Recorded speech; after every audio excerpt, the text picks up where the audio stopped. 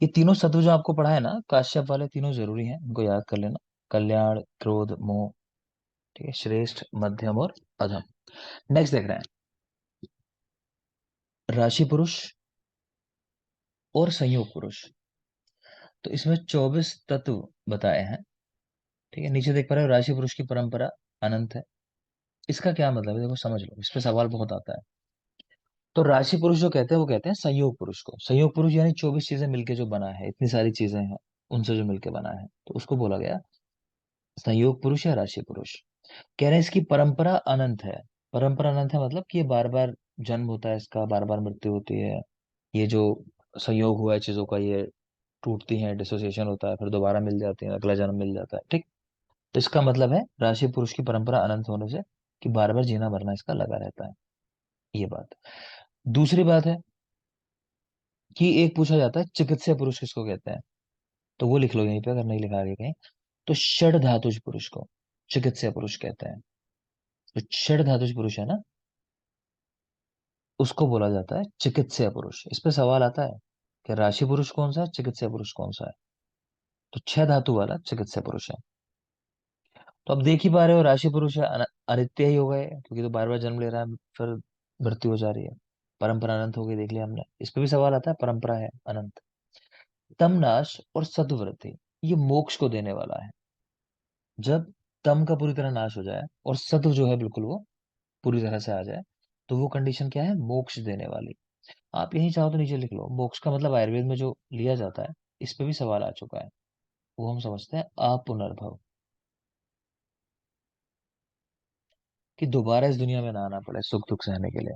तो अपुनर्भव को ही मोक्ष कहा गया। अगला एक श्लोक है, ये एग्जाम में आ चुका है कि किसके लिए कहा गया। अत्र कर्म फलम चात्र ज्ञानम चात्र प्रतिष्ठितम अत्र मोह सुख दुख जीवितम मरणम स्वतः। कि इसी के अंदर सब कुछ समाहित है, सुख दुख मोह जो भी कुछ है। तो किसके लिए कहा गया, राशि पुरुष के लिए। जो 24 धातु जो आपने देखा था अभी, उसके लिए कहा गया कि इसी में सब कुछ होता है, सुख दुख वगैरह इसी को महसूस होता है सब। परमात्मा की उत्पत्ति किससे हुई, तो किसी से नहीं। और राशि पुरुष यानी संयोग पुरुष की उत्पत्ति हुई मोह, इच्छा और द्वेष। कि मन में ये चीज रह जाती है।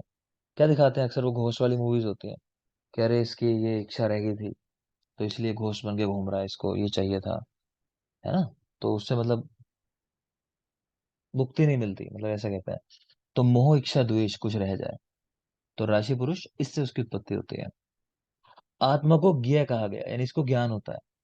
लेकिन कैसे, कर्णों के संयोग से, यानी इंद्रियां जो हैं उनके संयोग से। अव्यक्त और पुरुष, इनको इक्वल रखा गया। अव्यक्त और पुरुष को इक्वल रखा गया, वो कह रहे हैं आत्मा को अव्यक्त, क्षेत्रज्ञ, शाश्वत, विभु, अव्यय आदि पर्यायों से भी जानते हैं। तो यहाँ भी आप देख रहे हो कि आत्मा का पर्याय एक अव्यक्त भी है। ठीक है ना, तो इसलिए वो कंफ्यूजन क्रिएट होता है कि पुरुष आत्मा ये अलग अलग है, एक ही है, वो सब तो इन दोनों में काफी कंफ्यूजन लोगों में। तो आत्मा को ही अव्यक्त, क्षेत्रज्ञ, शाश्वत, विभु, अव्यय आदि पर्यायों से भी जाना जाता है। आत्मा का ज्ञान किससे होता है, तो लिंग से। कहते देख तो सकते नहीं हो उसको, लक्षणों से पता चलता है। कोई व्यक्ति हाथ पैर हिला रहा है तो मतलब अभी तो है इसमें प्राण। ऐसे चेक करते हैं कि भाई इसकी पल्स देख लो, इसकी आंखें देख लो, तो लक्षणों से पता चलता है कि हाँ जीवन है। एक क्वेश्चन है, इंद्रियों की वृत्तियां कितनी होती हैं, पीछे पढ़ाया था आपको, इंद्रियों की वृत्तियां 5, सीधे याद रखना है। फिर वो लिखा है आत्मा व्यक्त, आगे देखो। बाकी 23 जो है वो व्यक्त होते हैं। मतलब कह रहे हैं आत्मा को या अव्यक्त को तो आप जान नहीं सकते, वो तो है ही अव्यक्त, है ना। लेकिन बाकी 23 जो है 24 में से, कह रहे हैं उनको आप जान सकते हो, व्यक्त है या फिर इंद्रियों की सहायता से उनको, कह रहे हैं देखा समझा जा सकता है। किसी ना किसी इंद्रिय की सहायता से उनका ज्ञान आप प्राप्त कर सकते हो। तो याद रखना, 23 को इंद्रिय की अव्यक्त कहा गया, और आत्मा या अव्यक्त जो है एक ही है, वो अव्यक्त ही है आत्मा जो है। सुश्रुत, कर्म पुरुष या आत्मा के लक्षण 16। कर्म पुरुष या आत्मा के लक्षण, नंबर याद रख लेना, 16। एक मिनट बेटा। हाँ, यहाँ 22 है अव्यक्त पुरुष के लक्षण। सुश्रुत में कर्म पुरुष या आत्मा के 16 लक्षण हैं, और यहाँ अव्यक्त पुरुष के लक्षण 22 दिए हुए हैं। क्या है ये लक्षण? ये फंक्शन दे रखे हैं। अगर आप चरक में पढ़ोगे तो काम लिखेंगे, ये काम सारे जो होते हैं आत्मा के थ्रू होते हैं, कि सांस लेना, ठीक है, इंद्रियों का कार्य करना, कहीं गमन करना। तो ऐसे बहुत सारे दिए हुए हैं, चेतना, धृति इत्यादि। श्लोक नंबर 81, 82, 83, 84 इनमें है। तो 22 अव्यक्त पुरुष के लक्षण। आगे चलिए। संशोधित व्यक्ति के लिए शून्य देह शब्द का इस्तेमाल किया गया, जिसको काश्यप ने पंचजन कहा। पढ़ा चुका हूं ये मैं। काश्यप ने इसको कहा पंचजन। बाकी चरक में आपने देखा शब्द था शून्य देह। सूतिका के लिए शून्य शरीर शब्द का इस्तेमाल हुआ, शून्य शरीर सूतिका। और मृत व्यक्ति को शून्यागार, मृत शून्यागार उसके शरीर को। तो संशोधित शून्य देह, मृत शून्यागार, और सूतिका शून्य शरीर। काश्यप ने पंचकर्म कराए व्यक्ति को ही पंचजन कह दिया। मनोजव आत्मा का पर्याय है, और महाजव व्यानवायु को कहा है अष्टांग हृदय ने, जिसका स्थान बोलो हृदय। हृदय में बताया। हृदय। ठीक है ना। तो अदरवाइज व्यानवायु पूरे शरीर में है, लेकिन जब महाजव कहा जाए तो हृदय की बात आ जाती है, उन्होंने हृदय में बताया स्थान। आगे चलेंगे। कर्म के अनुसार योनि में जन्म होता है। स्पर्श इंद्रिय सर्वगत होती है। क्षेत्र और क्षेत्रज्ञ में से कौन पहले उत्पन्न हुआ, ये भी अनियत है कि शरीर बना पहले या आत्मा पहले है इसमें। संयोग पुरुष में वेदना होती है। ठीक है, पीछे पढ़कर आए थे हम अभी, सुख दुख वगैरह सब कुछ इसी को होते हैं, 24 धातु वाले को। चिकित्सा त्रिकालिक वेदना की होती है। हम चिकित्सा जो करते हैं वो त्रिकालिक वेदना की करते हैं, पास्ट, प्रेजेंट और फ्यूचर। कैसे? कि पास्ट में कोई इवेंट हुआ, देखा होगा बहुत सारे लोग, खासकर जो साइकोलॉजिकल डिजीज होते हैं, उनमें फैक्टर कहीं पास्ट में होता है, कि पास्ट में ऐसा हुआ मेरे साथ। ठीक है, तो पास्ट की भी उसकी ट्रीटमेंट करना है, कि उस डर को निकालो। प्रेजेंट में कुछ गलत चल रहा है, मान लो फीवर है आज की डेट में, तो भाई उसका ट्रीटमेंट करोगे करंट में। और एक फ्यूचर की, कि आदमी कोई डर रहा है कि किसी ने कह दिया कि 2012 में हुआ था कि दुनिया खत्म होने वाली है, तो वो फिर कई लोगों ने क्या किया था, सब कुछ बेच बाच के अपना उसकी पार्टी कर ली थी। 12 में सब खत्म हो ही जाएगा, उसके बाद क्या करेंगे? तो अब उनकी फ्यूचर की वेदना चल रही है, जो उसके बाद उन्होंने झेला है ना। सोचा नहीं आगे क्या क्या हो सकता है इसके बाद ये करने से। खैर, तो चिकित्सा त्रिकालिक वेदना की होती है। उपधा, बेटा इस पे सवाल आता है। सवाल पूछा जाता है नैष्ठिक की चिकित्सा का उल्लेख किसने किया, ऐसा। नैष्ठिक की चिकित्सा, या फिर नैष्ठिक की चिकित्सा क्या है? तो उल्लेख किसने किया? चरक ने किया, पहली बार यहाँ देख रहे हो। है क्या चिकित्सा ये? उपधा रहित चिकित्सा। उपधा कहा गया तृष्णा को, मतलब मन में जो पीछे बात की थी ना हमने, कि संयोग पुरुष की उत्पत्ति की होती है, राशि पुरुष की उत्पत्ति की होती है। तो कोई इच्छा है, द्वेष है, इनसे। तो तृष्णा क्या है? वही चीज, कि आपकी कोई इच्छा है, मतलब वो तृष्णा है आपके मन में, ये चाहिए। तो उपधा रहित चिकित्सा ही नैष्ठिक की चिकित्सा कही जाती है। ठीक है ना, कि मन से उसको निकाल दिया कि भाई देखो, कुछ नहीं है, पैसा कफन में जेब नहीं होती, वो सब बातें बातें कह दो उसको, तो कहाँ चक्कर में पड़े हो पैसे के, ऐसे ही जाना है, खाली हाथ आए थे खाली हाथ जाओगे। तो हो गई ट्रीटमेंट। नेक्स्ट देखोगे, उपधा ही सभी दुखों का कारण है। उपधा का त्याग कर दो तो सर्व दुख व्यापो का, सारे दुखों को हरने वाला। आज ही चाह लो कि पीछे नहीं चाहिए, सुबह उठना बंद, दिन भर पढ़ाई बंद, है ना। तो ठीक है, कुछ उपधा करो, लेकिन उपधा का त्याग कर दोगे तो सब दुख लेकिन दूर हो जाएंगे फिर। पागल आदमी ऐसे तो होता है। पागल क्या होता है?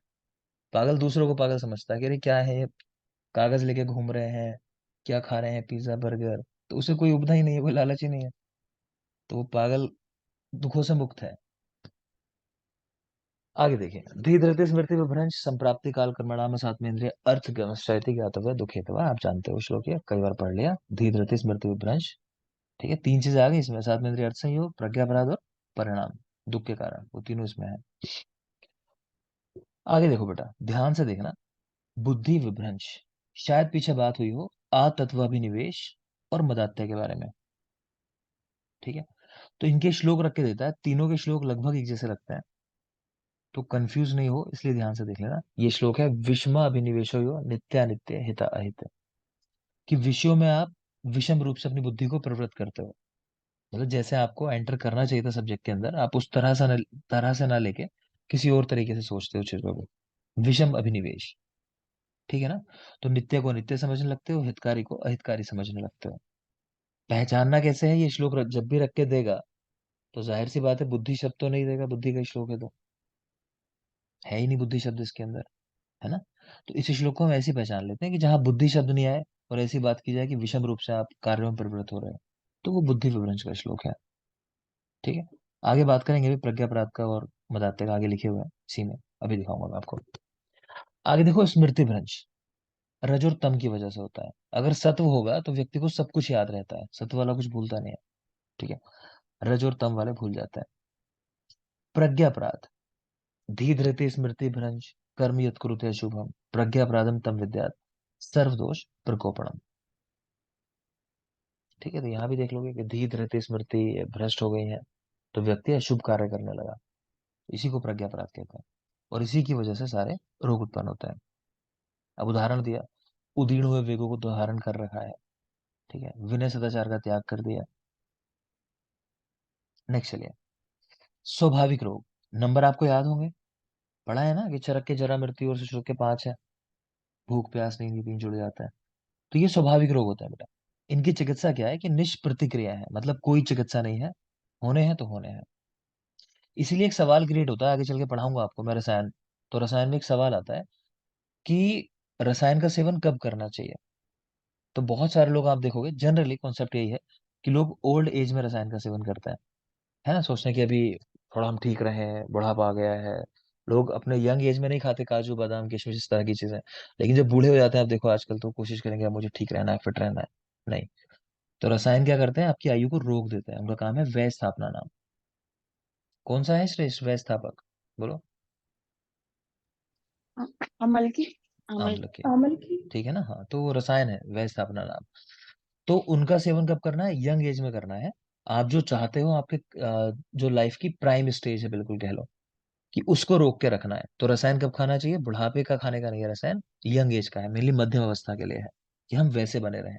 आप चाहते हो बुढ़ापे में दांत टूटे हुए, आवाज ना आती हो, घुटनों से चला नहीं जा रहा है, वैसे ही जीना है अभी और 100-200 साल, तो बुढ़ापे में खाना है ना। तो मिडिल एज के लिए है। तो निष्प्रतिक्रिया होता है, खैर याद रखो, स्वाभाविक रोग। आगे है पूर्व देह कृत कर्म, उनको कहा जाता है देव कर्म, पूर्व देह में जो करके आए पिछली लाइफ में, और उनकी वजह से कई बार रोग हो जाता है कि आप कुछ गलत काम पास्ट लाइफ में करके आए थे, तो कर्मज रोग कहा जाता है उनको। उनकी चिकित्सा क्या है, अन्य अन्य कर्मों से जन्मांतरीय कर्मों का नाश। इस लाइफ में इतने अच्छे काम कर लो कि उनको बराबर कर दो। ठीक है ना, कि अच्छा बुराई कुछ की थी, जितने बुरे लोग होते हैं देखना, वो कुछ बुराई करते हैं फिर एक डोनेशन जरूर देते हैं। आप जिनके बारे में लाइफ में गलत पढ़ोगे कि वो व्यक्ति गलत है, तो आपको ऐसा मिलेगा कि अब वो डोनेशन कर रहा है इतने सारे। असात्वेंद्रिय अर्थ, हाँ, निष्प्रतिक्रिया मतलब बेटा जिसका ट्रीटमेंट नहीं है, जिसमें आप कुछ नहीं कर सकते, वो आना ही है। यही था ना सवाल ईशा। हाँ जी सर। ठीक है बेटा, आगे देखो। चतुर्विध योग वही लिखा हुआ है, सुख दुख के कारण 4 होते हैं, सुख का 1 होता है, दुख के 3 होते हैं, आप देख चुके हो। संयोग सुख का कारण, तृष्णा सुख दुख का कारण है। जितने भी हमें सुख दुख है, चीज मिल जाए तो सुख है, नहीं मिले तो दुख है। वेदना का अधिष्ठान, देख लो सवाल आता है इसके ऊपर, बहुत ध्यान से देखना। मनोदेहश्चा सा इंद्रिया, बताया था आपको, मन और देह यानी शरीर दोनों है, लेकिन इंद्रियों के साथ सा इंद्रिया। प्लस इससे अगली लाइन में जो बातें लिखी हैं, एक शब्द देखोगे, नखाग्र। ठीक है, तो केश लोम नखाग्र अनमल द्रव यानी मूत्र, इन सब में वेदना नहीं होती। नख का भी अग्रभाग है, सिर्फ शब्द पे ध्यान देना, कई बार नख रख के दे देगा, नख में होती है वेदना, उखाड़ के देख लेना आज वरना क्लास के बाद, नेल कटर से पकड़ना उसको, बाहर खींच के देखना। ठीक है, तो केश लोम नखाग्र सिर्फ अगले हिस्से में नहीं होती, इसको कट करते हो। आगे देखोगे, ये भी सारे श्लोक भी आपको याद है, मुझे लगता है पढ़ा चुका हूँ। योगो मोक्ष प्रवर्तका किसने कहा, चरक ने कहा। ठीक है, योगा कर्मसु कौशलम, गीता में लिखा है, अपने काम में कुशल हो जाओ, पढ़ाई करनी है तो ऐसी करो कोई तुम्हारे जैसा ना पढ़ता हो। समत्वम योग उच्यते, सम रहो, कोई बात नहीं। एक क्वेश्चन टफ आया, इसका मतलब वहां से है, इसको ये नहीं समझना सिलेक्शन हुआ नहीं हुआ बराबर रहना है। इसका मतलब ये है जब एग्जाम रूम में बैठे हो, टफ क्वेश्चन भी सामने आया तो भी रिलैक्स रहो, कोई बात नहीं, टफ है वो सबके लिए टफ है। जब इजी आया तो उसको देख के भी रिलैक्स रहो, कूद नहीं पड़ना एकदम, यस मुझे आता है, टीचर क्लास से निकाल दे कि बेटा हो गया तुम्हारा, है ना। तो सम रहना है हर कंडीशन के अंदर। योगश चित्त वृत्ति निरोध, योग क्या है, कि अपने आप को स्थिर कर लेना, एक मन को एक जगह फिक्स कर लेना। तो ये पतंजलि योग सूत्र का है। सवाल जो पूछा जाता है वो एक ही पूछता है इसमें से, योगो मोक्ष प्रवर्त का, पहली वाली लाइन चरक ने कहा है, पूछते हैं किस आचार्य ने कहा है कि योग से मोक्ष की प्राप्ति होती है, हिंदी में दे दे या श्लोक में दे दे, याद रखोगे चरक, योगो मोक्ष प्रवर्त का। 8 ऐश्वर्य होते हैं, सिद्धियां होती हैं, यहाँ लिखी नहीं है शायद, चलो आगे पढ़ लेंगे, लिखिए अड़िमा महिमा लघिमा प्राप्ति पराकाम्य विशतुम वशितुम चाहते, ऐसा करके है वो 8 ऐश्वर्य सिद्धियां कही गई। और यही लिखा है कि योग में 23 सिद्धियां बताई गई हैं, जिनमें 5 क्षुद्र सिद्धियां हैं, 10 गुण प्रधान और 8 ब्रह्म प्रधान। चाहो तो नंबर याद कर सकते हो, बहुत जरूरी नहीं है, सिर्फ नंबर चाहो तो देख लेना। योग में 23, जिनमें 5 क्षुद्र हैं, 10 गुण प्रधान और 8 ब्रह्म प्रधान। आगे देख लो, वही मोक्ष या आपुनर्भव, जैसा मैंने आपको बताया, इस पे सवाल है कि मोक्ष क्या होता है, आपुनर्भव कब मिलता है। तो रज और तम का अभाव हो जाए, आपके जो बलवान कर्म है जिनको आपको यहाँ पे अभी सहना है, बुरे काम करके कुछ आया मान लो, उनका क्षय हो जाए। व्योगा सर्व संयोग है, कोई इच्छा शेष ना रह जाए, जितने भी संयोग थे, ऐसा ना हो कि कोई बूढ़ी अम्मा को लेने आए वो भगवान की, चलो भाई उम्र हो गई आपकी, कि अभी तो मुझे पोते को देखना है, अभी तो पोते की शादी देखनी है, तो वो इच्छा रह गई तो फिर नहीं, फिर भटकना पड़ेगा। तो रज तम का अभाव, बलवान कर्मों का क्षय और वियोगा सर्व संयोग है। नेक्स्ट देखोगे, मोक्ष प्राप्ति के कितने साधन हैं, तो 18। ठीक है, छोटे बच्चों से पूछ लो कि जब मैं बड़ा हो जाऊंगा तो ऐसा करूंगा, बड़े होने से मतलब 18 साल, तो उनका मोक्ष तो वही है। सोचते हैं कि बड़े होके पता नहीं जीवन में क्या अच्छा होने वाला, ये नहीं पता पीछे की तैयारी होगी। चलो, तो मोक्ष के साधन 18, स्मृति के कारण 8। ध्यान से देख लोगे, रटने नहीं है, बस एक बार पढ़ लो। स्मृति के 8 कारण है। निमित्त, रूप ग्रहणात्, सादृश्यात्, साविपर्यात्, सत्वानुबंधात्, अभ्यासात्, ज्ञान योगात्, पुनः श्रुतात्, दृश्य श्रुत अनुभूता नाम स्मरणात् स्मृति उच्यते। जिनको याद नहीं होता, ये 8 फैक्टर आपके लिए बता दिए, देख लेना किसमें कितना आप फोकस कर सकते हो। आपकी इनमें से कहीं ना कहीं स्ट्रेंथ होगी, है ना, कोई मन का अच्छा होगा कि सत्व इतना स्ट्रांग है उसका कि मैं तो कुछ लाइफ में गलत ना सोचता ना कहता, तो उसको भी काफी कुछ याद रहेगा। ठीक है, अभ्यास तो हर कोई कर सकता है। ठीक है, एक जैसी चीजें देख के कई बार याद आ जाता है ना, कई बार विपर्य चीज देख के भी याद आ जाता है, जस्ट अपोजिट कुछ देख लिया। ठीक है, बार बार सुनने से, पढ़ाई करो। मैं कई उदाहरण जानता हूँ, और मैं ये आपको रियल बता रहा हूँ कि मैंने यहाँ देखे हैं बच्चे, यहाँ भी और उस जगह भी सिलेक्शन लेते हुए, अपने बच्चे भी मैं बता रहा हूँ, नाम नहीं लूंगा मैं, कि मुझे ऐसा लगा देख के शुरू में कि यार ये तो पढ़ता नहीं है, अच्छा क्या होगा, मतलब मैं चिंतित हूँ मन में कि क्या होगा, फिर नहीं हुआ सिलेक्शन। ठीक है, अगली बार लेकिन बहुत अच्छा कर दिया, या फिर ऐसा भी देखा कि शुरुआत में बच्चा आया, पहला बैच किया तो बिल्कुल मुझे लगा नहीं मन है इसका पढ़ने में, फिर उसने, पहले के बच्चे ज्यादा ही करते थे कि मैं जितने बैच पढ़ाता था सारे बैचेस किया करते थे, पहला दूसरा तीसरा चौथा पांचवा छठा, ऐसा भी हुआ है 6 6 बैच पढ़े हैं किसी ने, और एंड में आके वो सिलेक्शन ले गया ठीक ठाक। तो कारण क्या होता है, कुछ नहीं, उसने एक ही चीज की, चलो पुनः शुरू था, बार बार सुनते हैं, है ना, और फिर लगने लगता है कि हाँ मेहनत चल रही है। तो खैर, 8 कारण है, आप नंबर याद रखना। आगे देखते हैं, मोक्ष की प्राप्ति किससे होती है, तत्व स्मृति बल से, कि चीजों को ठीक से जान लेना और उनको स्मृति में रखना। सिर्फ जान लेना काफी नहीं है, याद रखना भी जरूरी है। तो तत्व का ज्ञान हो और स्मृति बल हो आपके पास। सा संज्ञा ज्ञान विज्ञान निवृत्ति यान्ति अशेषता, कह रहे हैं जब सब चीजों का ज्ञान आपको हो जाए पूरी तरह से, तब आपके दुखों का नाश हो जाता है। इन पे क्वेश्चन नहीं आते, ये सब बस बातें हैं, लिखी हैं तो यहाँ लिख दी हैं, इन पे सवाल नहीं बनते। चैप्टर नंबर 1 बेटा आपका कंप्लीट हुआ, और टाइम भी जितना मैंने सोचा था आज क्लास के लिए हो गया, तो इतना ही रखते हैं। दूसरे चैप्टर से थोड़ी चीजें शायद ऐसी आएंगी कि उनमें ज्यादा इंटरेस्ट जनरेट होगा। ठीक है, मैं थोड़ा यहाँ कोशिश करूंगा लाइट रखते हुए माहौल को पढ़ाऊं, चरक का शारीरिक स्थान, क्योंकि थोड़ा सा टफ पड़ता है, सीधे रटने वाली चीजें हैं। ठीक है ना, तो आराम से हंसी मजाक करते हुए धीरे धीरे इसको पढ़ेंगे, चरक शारीर, सुश्रुत में बिल्कुल पिन पॉइंट रहेगा, तो वहां हमें नई कोशिश करनी होगी, अलग से मन लगाए। कुछ बात, कुछ कहना है, कुछ सवाल, कल टेस्ट अच्छा आपका वो बता दो। ठीक है, कल टेस्ट है आप लोगों का, संडे, संडे है ना, तो कल टेस्ट है आपका, लेक्चर लेना होगा तो ले दूंगा, टेस्ट तो है ही है। टाइमिंग बताओ किस टाइम रखूं, आपके ऊपर है, संडे है, सुबह 5:30, फोर्स नहीं कर रहा, आप बता दो, नहीं तो मैं 5:30 रख दूंगा टाइम। सर हाँ बेटा।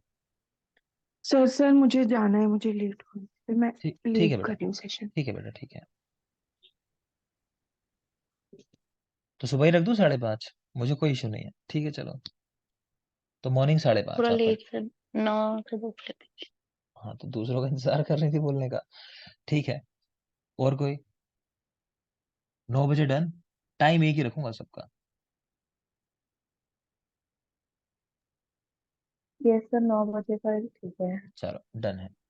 तो 9 बजे टेस्ट है, फिर भी किसी की कोई जेन्युइन समस्या हो तो मुझे मैसेज पे बता देना कि 9 बजे नहीं देना, सुबह 5:30 ही देना, और 5:30 ही मिल जाएगा, कोई बात नहीं है। लेकिन 9 बजे जनरल टाइम सबके लिए रख रहा है। 9 बजे का ठीक है, टेस्ट का। क्लास की टाइमिंग वगैरह जो होगा वो मैं बता दूंगा आपको, मैसेज मिल जाएगा। Thank you. कर देते हैं।